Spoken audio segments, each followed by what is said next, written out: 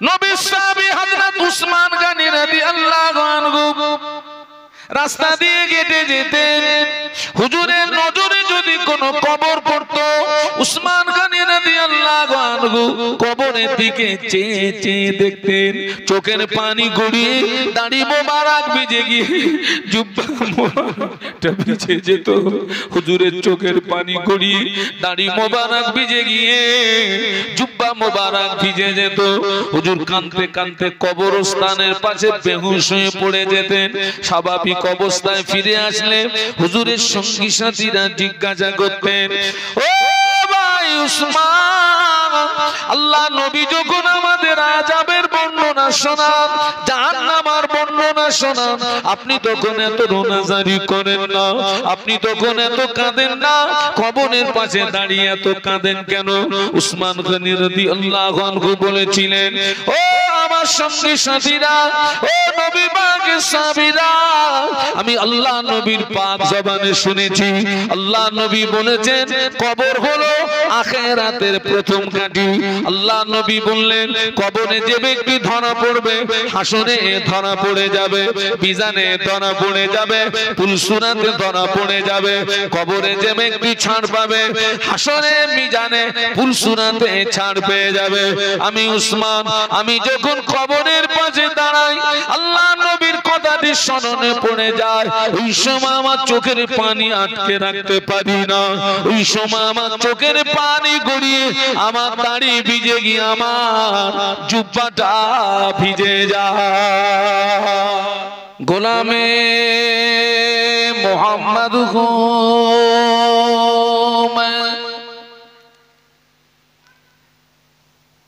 क्या डर है मुझको,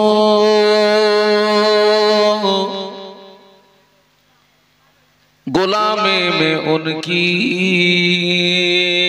गुजारा करूंगा। अजल से पड़ा हूँ मैं कदमों में उनकी, जुदाई न हरगिज़ गवारा करूंगा। अल्लाहुम्मा पढ़ो बाबा सल्ले आला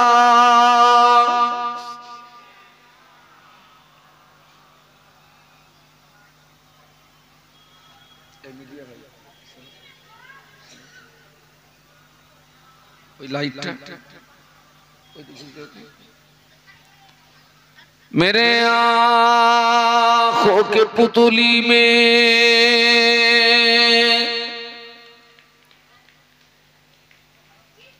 जलवा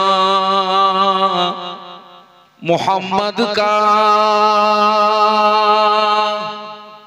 सबाई बोलुन सल्लल्लाहु अलैहि वसल्लम। लाइटটা ঘুরিয়ে দিতে বলেছি। मेरे आँखों के पुतली में जलवा मोहम्मद का, मेरे दिल के आईने में नक्शा है मोहम्मद का। कोई जन्नत में जाएगा, कोई दोज़ख में पहुंचेगा, मदीने की तरफ दौड़ा दीवाना मोहम्मद का। अल्लाहुम्मा माशाअल्लाह सल्ले आला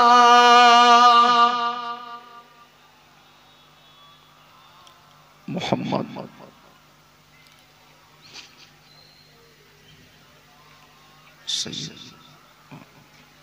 माशाअल्लाह एक तो कलेमा जिकिर ला इलाहा ইল্লাল্লাহ, জবান খুলে লা ইলাহা ইল্লাল্লাহ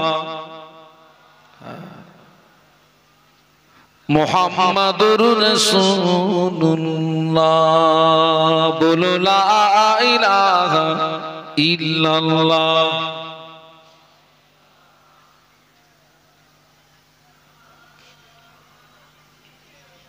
মুহাম্মাদুর রাসূলুল্লাহ। হোর গেল মান সারা আরো পড়েন ফেরেশতারা, পড়িতে আছেন তারা। বলো লা ইলাহা ইল্লাল্লাহ, লা ইলাহা ইল্লাল্লাহ, লা ইলাহা ইল্লাল্লাহ মুহাম্মাদুর রাসূলুল্লাহ। আল্লাহুম্মা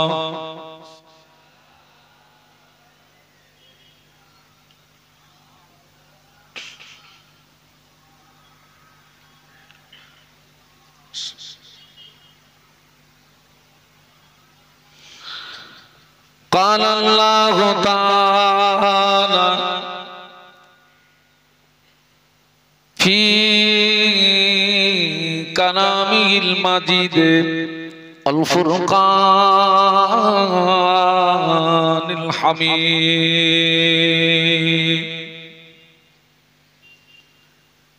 بسم الله الرحمن الرحيم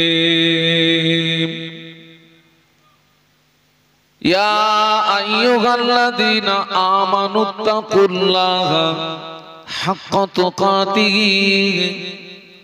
ولا تموتن إلا وأنتم مسلمون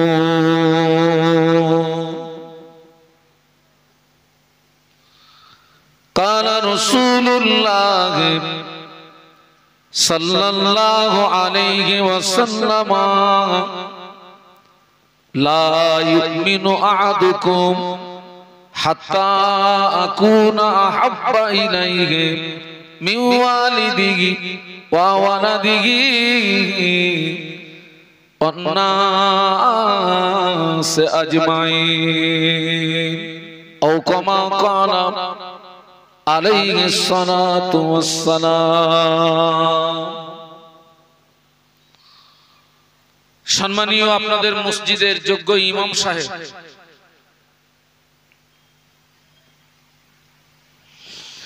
সম্মানীয় উলামা হাজরাত,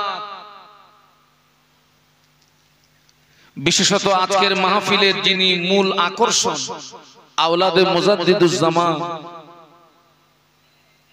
শ্রদ্ধাভাজন ভাইজান হুজুর কেবলা,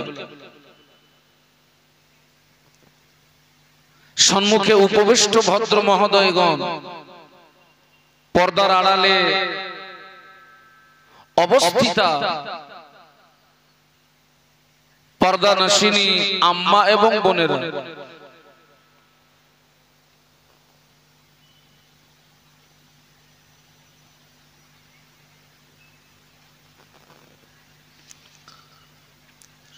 সম্মুখে উপবিষ্ট বিভিন্ন গ্রাম থেকে আগত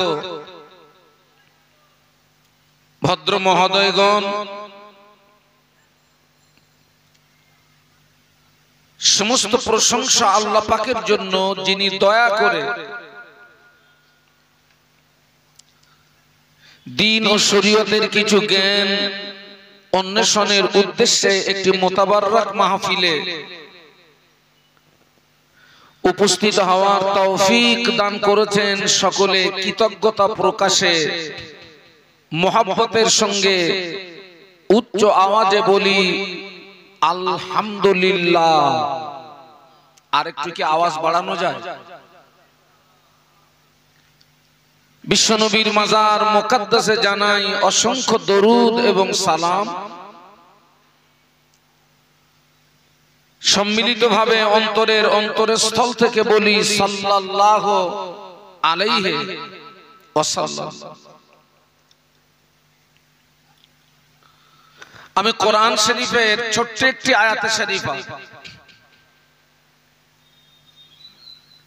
প্রিয় নবীর পাক জবানে বর্ণিত অসংখ্য হাদিস মোবারকের ভিতর থেকে ছোট্ট একটি হাদিসে মোবারক তেলাওয়াত করেছি। এখানে দেখছি অনেক মুরব্বিয়ানে কেরাম এসেছেন যাদের দাড়ির চুলগুলো পূর্ণ সাদা হয়ে গেছে। আল্লাহ রাসূল বলেছেন সাদা দাড়িওয়ালা মানুষ আল্লাহ পাকের দরবারে জায়েজ কোন দোয়া চাইলে ওই দোয়াটা আল্লাহ পাকের ফিরিয়ে দিতে বড় শরম হয়। একটু বলুন না সুবহানাল্লাহ। অধমের জন্য একটু দোয়া, মহান আল্লাহ তার সন্তুষ্টির উদ্দেশ্যে দ্বীনের স্বার্থে আমাকে দুটি কথা বলার তৌফিক দিন। একটু অন্তর থেকে বলুন আল্লাহুম্মা আমিন। আমি আপনাদেরকে কিছু কিছু কথা জিজ্ঞাসা করব, আপনারা আমার সঙ্গে কথা বলবেন, ভালো লাগবে।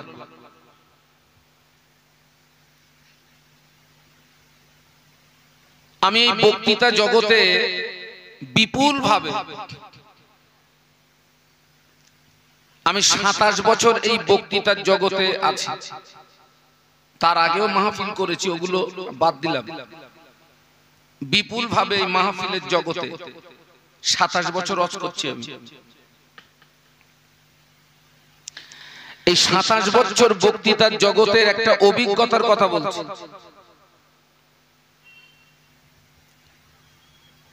আমরা যদি এখান থেকে 30 বছর পিছিয়ে যাই,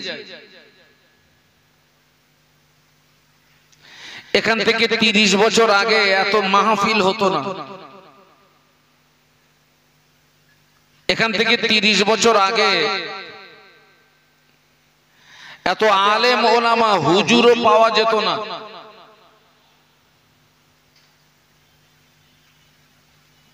আল্লাহ পাকের শান,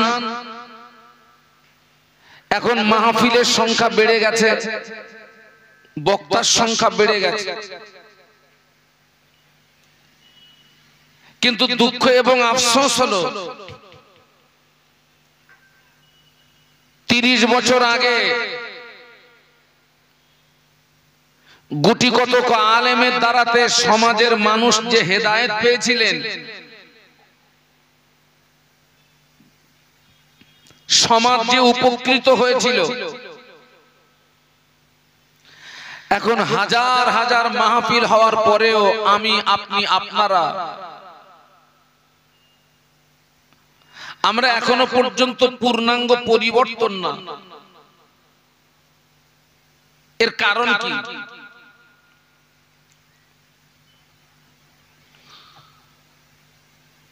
আল্লাহ পাক কোরআন শরীফের ভিতরে বলেছেন, ইয়া আইয়ুহাল্লাযীনা আমানুত্তাকুল্লাহ।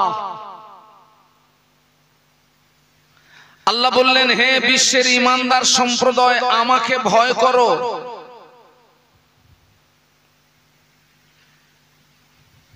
যতটা ভয় করলে জাহান্নাম থেকে নাজাত পাও, যতটা ভয় করলে জাহান্নাম থেকে মুক্তি পাও, আমাকে ততটা ভয় করো। পরেই বললেন, ওয়ালা তামুতুন্না ইল্লা ওয়া আনতুম মুসলিমুন। বান্দা মনে রেখে দিও, যতক্ষণ পর্যন্ত পূর্ণাঙ্গ মুসলমান না হবে ততক্ষণ যেন মরো না।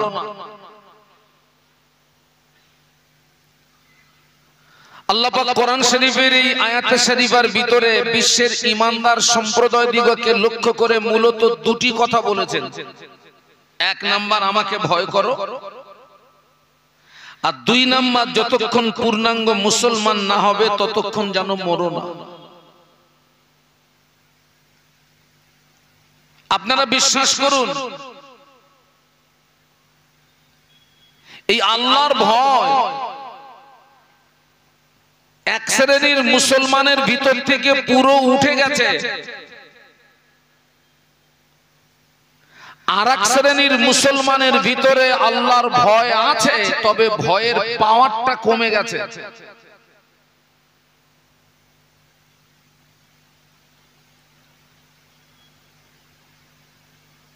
পৃথিবীর কোন মানুষকে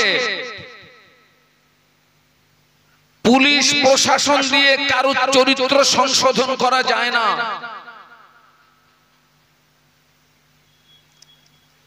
মোড়ল মাতব্বর লিডার ক্যাডারকে দিয়ে কারো চরিত্র সংশোধন করা যায় না। আলেম ওলামা হুজুরদের দিয়ে কারো চরিত্র সংশোধন করা যায় না, যতক্ষণ না পর্যন্ত তার ভিতরে আল্লাহর ভয় পয়দা না হয়। ঠিক বলেছি না ভুল বলেছি?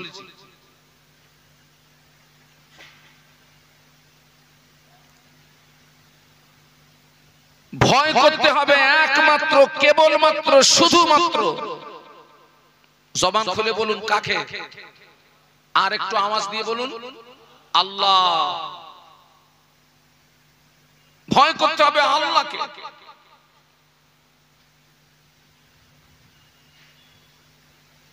আমরা মানুষকে যত ভয় করি, একজন সাধারণ মানুষ মসজিদের ইমামকে দেখে যত ভয় করে, একটা সাধারণ মানুষ আলেম ওলামা হুজুরদেরকে দেখে যত ভয় করে, একটা সাধারণ মানুষ লিডার ক্যাডার মোড়ল মাতব্বরকে দেখে যত ভয় করে, এই ভয় যদি বান্দা হিসাবে আল্লাহকে করতে পারতাম, আমাদের জীবনটা বদলিয়ে যেত। একটু সুবহানাল্লাহ বলুন। মানুষকে ভয় করে আপনার জীবনে কোনো উপকার আসবে না, এটা আয়নার মতো স্পষ্ট। আমি দুটি দৃষ্টান্ত দিচ্ছি। আমি এই রাস্তা দিয়ে আসছি, একজন ভদ্রলোক বিড়ি খাওয়া বলুন আর টানা বলুন, যা বলুন বলুন, উনি ওই কাজে রত আছেন। আচ্ছা বলুন তো, আমার মতো ব্যক্তিকে দেখলে ভদ্রলোক কি করবে?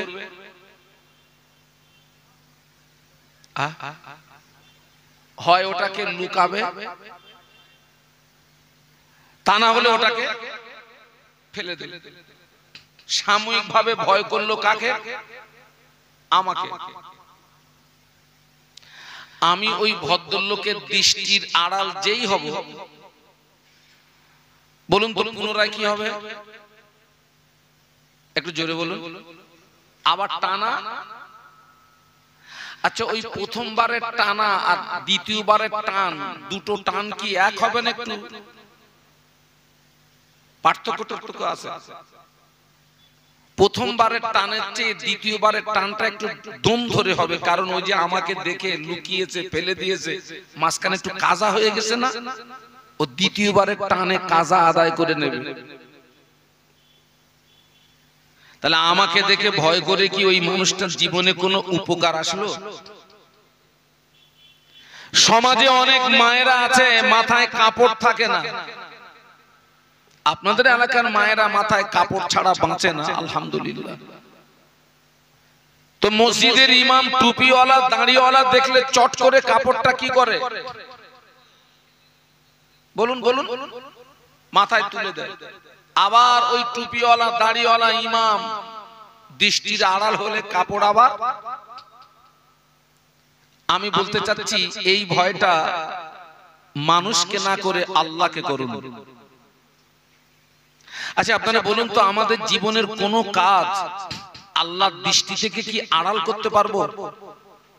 সেটা দিনে হোক কিংবা রাতে, সেটা প্রকাশ্য হোক কিংবা গোপনে, কোন কাজ না। আমাবস্যার বিদঘুটে অন্ধকার রাতে জমিন দিয়ে যে ছোট্ট পিপিলিকা গুলো চলে, ওই পিপিলিকার পায়ের আওয়াজ আমার আল্লাহ শুনতে পান। একটু সুবহানাল্লাহ বলতে পারলেন না?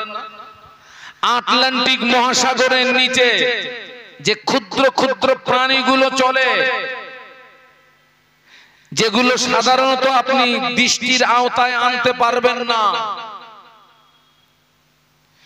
ওই ক্ষুদ্র ক্ষুদ্র প্রাণীরা যখন ক্ষুধার জ্বালায় চিৎকার মারে, আমার আল্লাহ আরশ আজিম থেকে তাদের আওয়াজ শুনতে পান।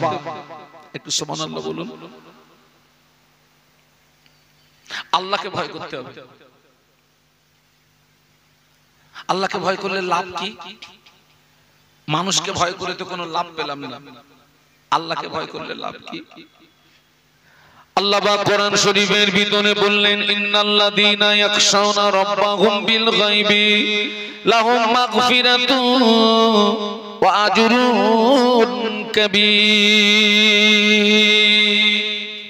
একটু সবাই মিলে একটু জবান খুলে বলুন তো আল্লাহু আকবার।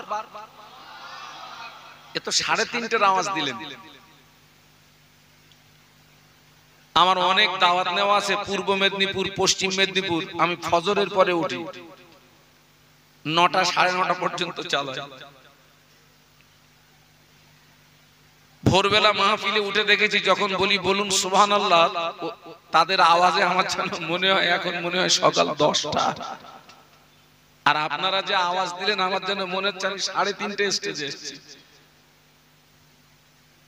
আর একটু জবান খুলে বলুন আল্লাহু আকবার। হ্যাঁ, আল্লাহকে ডাকলে আল্লাহ খুশি হন না রেগে যান? আল্লাহ কোরআনে বলেছেন, উদউনি আস্তাজিব লাকুম। বান্দা তুই আমাকে ডাক, আমি আল্লাহ তোর ডাকে সাড়া দিয়ে থাকি। আল্লাহ বললেন, নিশ্চয় আমার যে সমস্ত বান্দা বান্দি আমাকে না দেখে ভয় করবে, আমি আল্লাহ পাক ওই সমস্ত বান্দা বান্দিদের উপরে খুশি হয়ে, ওই সমস্ত বান্দা বান্দিদের উপরে রাজি হয়ে আমি আল্লাহ পাক ওদের জীবনের গুনাহগুলোকে মাফ করে দিই।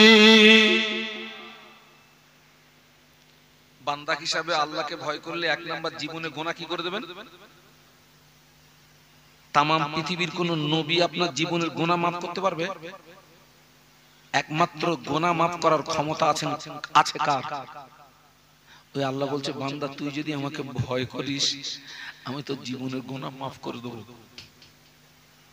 শুধু গুনাহ মাফ করবেন না, পরে একটা অফার দেবেন।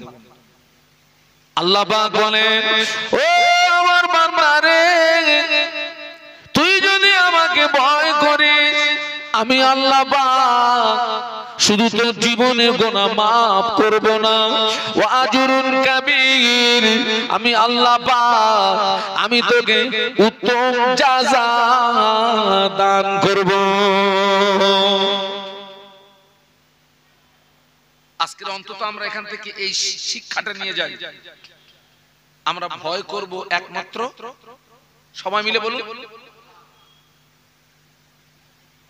ভয় করতে হবে আল্লাহকে। আল্লাহর ভয় যখন আপনার ভিতরে আসবে, আচ্ছা আপনারা বলুন তো, এই যে আমরা দুনিয়ায় যে অবস্থান করছি, দুনিয়াটা কত নাম্বার জগৎ? না বলতে পারলে কিন্তু ওয়াজ করব না।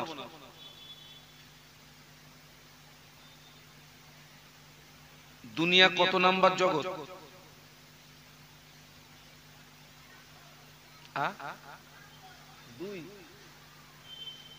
যাক বাবা, তবু তুই তো একটা কথা বলেছিস বাবা, আল্লাহ তোর হায়াতে বরকত দিক। তোর বাপ দাদুরা তো চুপ করে বসে রয়েছে, তুই তো একটা কথা বলেছিস। ও আমার ভাইরা, আমরা সূরা ফাতিহার ভিতরে পড়ি আলহামদুলিল্লাহি রাব্বিল আলামিন, পড়ি তো নাকি? আলামিন হচ্ছে বহু বচন, আলম হচ্ছে এক বচন। 1 নাম্বার জগৎ হলো রূহের জগৎ, 2 নাম্বার জগৎ হলো মায়ের পেট, 3 নাম্বার জগৎ হলো দুনিয়া, 4 নাম্বার জগৎ হলো কবর। কবর শেষ জগৎ নয়, মাটির নিচে রয়েছে অসংখ্য জগৎ। সুবহানাল্লাহ। 1 নাম্বার জগৎ কোনটা বলেছি? হ্যাঁ, রূহের জগৎ। আমরা সবাই রূহের জগতে ছিলাম না? আল্লাহ সমস্ত রূহকে একত্রিত করে জিজ্ঞাসা করেছিলেন, আলাস্তু বি রব্বিকুম, একটা জিজ্ঞাসা চিহ্ন, আমি কি তোমাদের প্রভু নই? আমরা বলেছিলাম বালা বালা বালা, হ্যাঁ হ্যাঁ হ্যাঁ আপনি আমাদের প্রভু। ওখান থেকে এসেছিলাম মায়ের পেটে,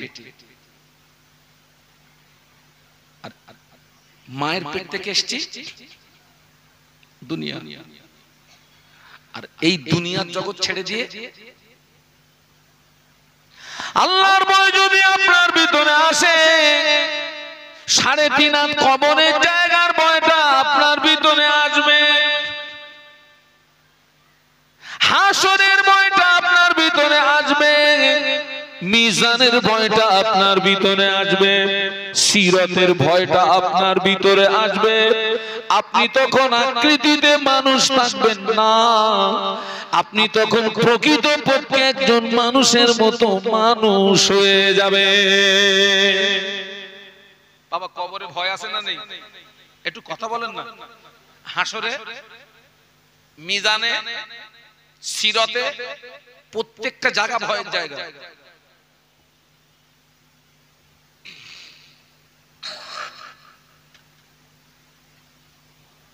কবর, হাসর, মিজান, সিরাত সব ভয়ের জায়গা।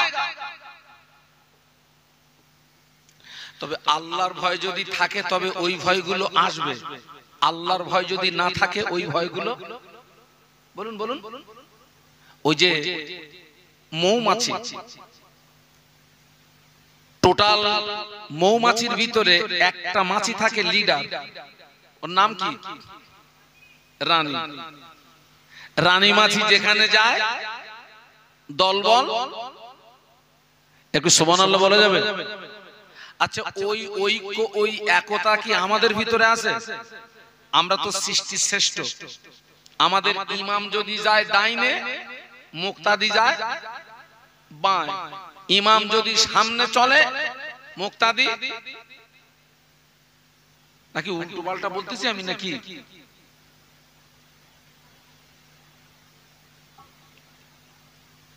আল্লাহর ভয় যদি থাকে, কবরের ভয়টা আসবে, হাসরের ভয়টা আসবে, মিজানের ভয়টা আসবে, সিরাতের ভয়টা আসবে।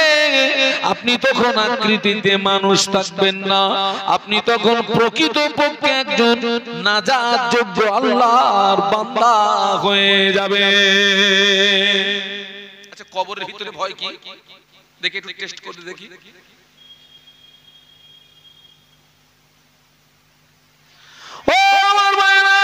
একজন মানুষ যখন মারা যায়, লাশ গোসল দেওয়া, কাফনের কাপড় পরানো, খাটি আয় করে তুলে নিয়ে জানাজা নামাজ আদায় করে কবরের ভিতরে শুইয়ে দেওয়া হয়।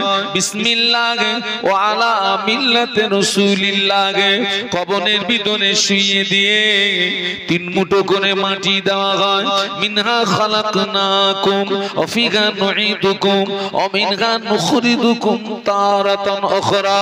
3 মুঠো মাটি দিয়ে 40 কদম আসতে যতটুকু সময়, এর ভিতরে 2 জন ফেরেশতা কবরে প্রবেশ করবে। ওই কবরবাসী আল্লাহর হুকুমে জিন্দা হয়ে যাবে। সুবহানাল্লাহ বলেন, একটু মহব্বতে বলেন। আল্লাহর জন্য কোন কাজ কঠিন? সব কাজ কি? যে আল্লাহ জ্যান্তটারে মেরেছেন, ওই আল্লাহ মরাটারে জ্যান্ত করবে, এটা কোনো ব্যাপার? কবরবাসী আল্লাহর হুকুমে জিন্দা হয়ে যাবে। ফেরেশতারা 3টে প্রশ্ন করবে। কটা? মার রব্বুকা, তোমার রবকে বলো। ওমা নবিয়ুকা, তোমার নবীকে বলো। ওমা দীনুকা, বান্দা তোমার দিন কি বলো। রবকে, নবীকে, দিন কি? রবকে, নবীকে, দিন কি? কটা প্রশ্ন? আমার দিকে তাকান। এই 3টে প্রশ্নের ভিতরেই কিন্তু আমাদের টোটাল জীবনের ইতিহাস লুকিয়ে। আল্লাহ পাক কোরআন শরীফের ভিতরে বললেন, ওমা খালাকতুল জিন্না ওয়াল ইনসা ইল্লা লিয়াবুদুন। আল্লাহ বললেন, আমি পৃথিবীর জমিনে জিন ইনসানকে রসুলকে পাঠিয়েছি, উদ্দেশ্য হলো তারা আমার ইবাদত করবে, উপাসনা করবে। আল্লাহর উদ্দেশ্য মাফিক যদি জীবন যাপন হয়, তিনটে প্রশ্ন আসান হয়ে যাবে। আল্লাহর উদ্দেশ্যের বিপরীত রাস্তায় যদি জীবন যাপন হয়, তিনটে প্রশ্ন আপনার জন্য কঠিন হয়ে যাবে।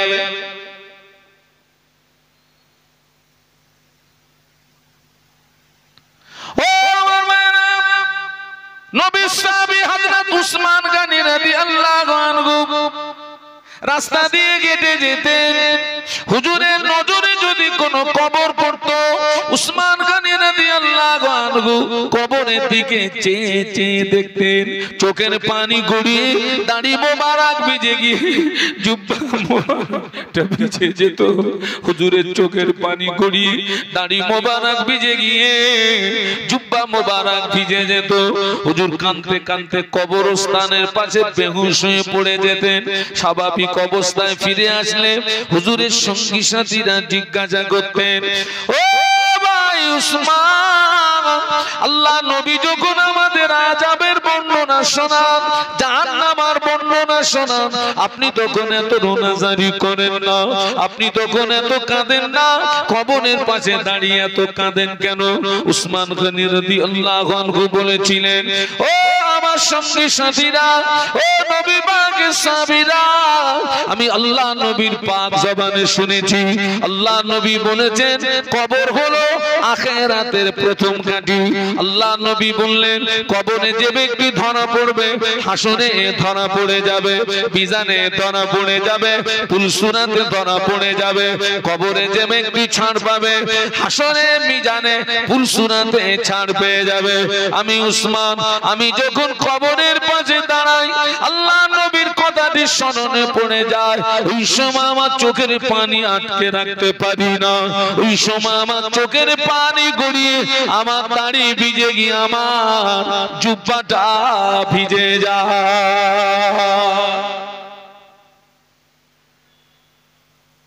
আচ্ছা, সত্যি কি ওই ভয়টা আমাদের মধ্যে আছে? বলুন বলুন বলুন বলুন। আজও আমরা মাইয়েতকে দাফন করতে গিয়ে ওই কবরের পাশে দাঁড়িয়ে দুনিয়াবি গল্প গুজব হাসি ঠাট্টা করি না করি না?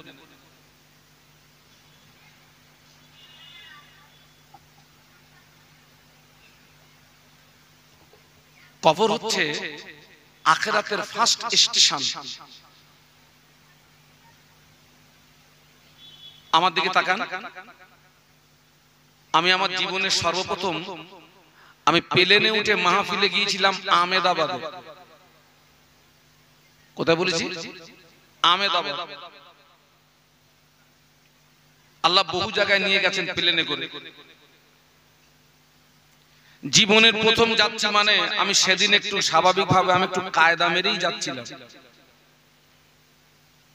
প্লেনে উঠে মাহফিলে যাচ্ছি মানে আমি নিজেকে নিজে মনে করছিলাম আমি কত বড় হুজুর হয়ে গেছি, প্লেনে করে নিয়ে যাচ্ছে মানে কি। আমি সেদিন নতুন জামা, নতুন পাজামা, নতুন জুতো, নতুন ব্যাগ, বেশ কায়দা মেরে যাক। কিন্তু প্লেনে উঠতে গেলে যে চেক টেক হয়, ও তো আমার 14 পুরুষও জানে না। আমার 14 পুরুষ তো প্লেনে উঠিনি।